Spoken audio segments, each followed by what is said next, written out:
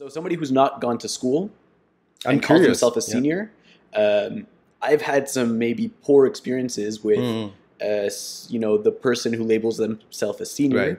but is missing the fundamentals. Right. And I think the fundamentals are super important. And we don't apply them day to day, but being aware of the fundamentals is incredibly important. If I throw a developer on like a Linux server, I expect them to be comfortable. I don't care what kind of developer you are. You should be very comfortable on a Linux server. Absolutely. Right? When we talk about the network, you should understand how the network works. You should understand the different layers. Absolutely. If you are a senior developer and you don't know the difference between like layer 4 and layer 7, we stop the conversation. You're not a senior. You know? It's very easy nowadays for developers to call themselves senior after 3, 4, 5 years. Yeah. And actually, in another conversation on this podcast with Nick, we were talking about that. And for me, like, being a senior doesn't just come with being smart, and knowing your technology and your languages. Because if that was the case, then we have a great guy here. I think he's 22 years old, and he's awesome, and he would be a senior.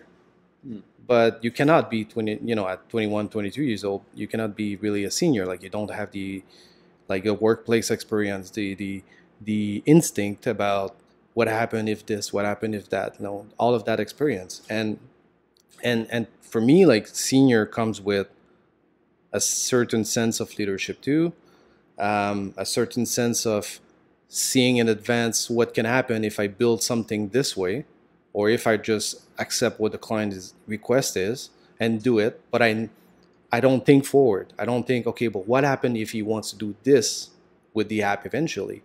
All of these little things comes with, a good senior person. And a good senior person doesn't know everything on his fingertip neither.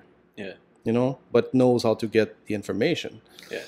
A lot of our guys here, they definitely come with something more, but those guys that have something more, they definitely did code at home, and even before going to school, university.